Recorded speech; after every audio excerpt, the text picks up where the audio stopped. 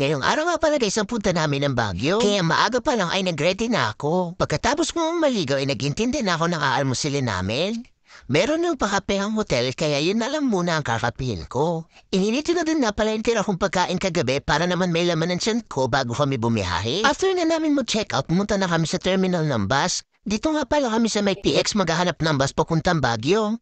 Buti na lang talaga maaga kami umalis ng hotel at naabutan pa namin yung last na biyahe papuntang Baguio. 11:30 daw nga pala alis yung bus at 10 a.m. kami nakarating ng terminal. O di ba abot na abot pa? Bumili na nga kami ng ticket at habang kami naghihintay ng bus ay bumili na muna si Alexa ng pagkain na babaunin namin sa biyahe.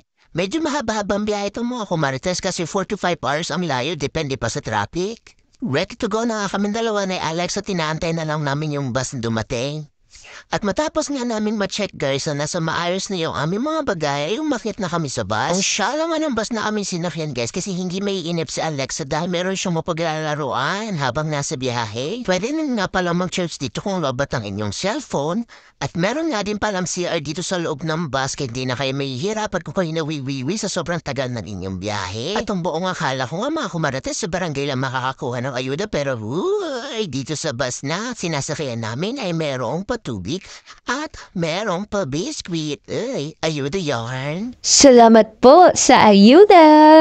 At sa tinagal-tagal nga ng aming biyahe papuntang Baguio ay hindi namin alam kung saan lupalop na kami ng Pilipinas naroroon. Todo tanong na nga sa akin si Alexa kung saan na nga daw kami. At dahil puro bundok na tong nakikita ko ay sabi ko sa kanya ay siguro malapit na kami sa Baguio dahil bundok na. Hindi ka nga mawawari yung sa sobrang ganda ng tanawin na makikita mo habang kayo bumabiyahe papuntang Baguio. Nasa daan pa nga lang kami ay nakikita na namin ang mga hamog. Diyos ko. Parang gusto ko na tuloy lumabas ng bus. At habang papalapit na nga kami guys sa Baguio City ay ayan, mapatak-patak yung ulan. Sobra-sobra na nga yung pagka-amaze ko sa paligid. Sa sobrang amaze ko nga ay parang gusto ko nang ilagay sa maleta at ipadala dito sa Shopee Express at ipadala sa Mindoro. At makalipas nga ang ilang oras na biyahe, ayan, nandito na kami sa Baguio City. At sa wakas ay nakababa na kami ng bus. Dito nga pala kami binaba sa may SM.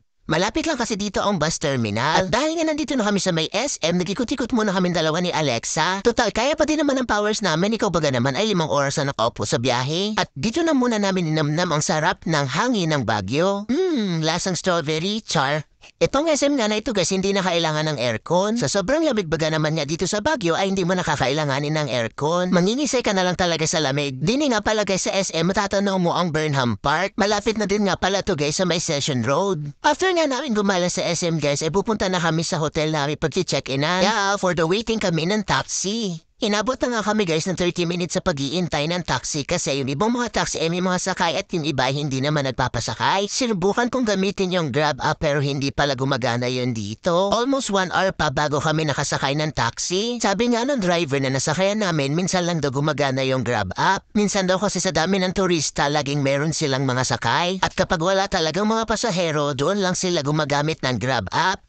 And after 5 to 10 minutes siguro, naharating na kami sa hotel. Di na nga ako nakapag-video sa may reception, kaya dito na lang kami sa may elevator ni Alexa nakapag-video. Dito nga pala kami guys mag-i-stay sa The Golden Pine Hotel. Napaka-kids-friendly nga pala guys ng hotel na ito. Bawat room kasi ay may mga nakapaint na mga cartoon characters. At nung makapasok na nga kami sa room namin ni Alex ay sobrang na-amaze na ako. Sobrang napakalaki nga ng room na ito para sa aming dalawa. At nung matcheck ko nga ang CR nila guys ay pwede na ding tulugan ng isang pamilya. At after na namin makapagpahinga ni Alexa ng kaunti ay napunta na kami sa night market. Walking distance lang nga pala to mula sa hotel na aming pinag-check-in. At ng mga oras na ito ay nagre-ready pa lang yung mga nagtitinta dito sa may Session Road. At chinek na din namin yung mga street foods dito sa loob ng night market. Dito nga namin nalaman na may oras pala ang pagsisimula ng pagtitinda dito. Ang pagkakaalam ko ay 9 to 10 p.m. pa bago mag-start ang pagtitinda nila kaya nag-ikot-ikot muna kami ni Alexa. Medyo busog pa nga kami ni Alexa kaya tinaray na lang muna namin ang calamares at chicken skin. Dito ko na lang muna tatapusin ang aming mini-vlog ni Alexa mga kumarte. Dahil after namin tumambay, umuwi na muna kami sa hotel para makapagpahinga. Bye na muna mga kumarte. See you sa ating part 2.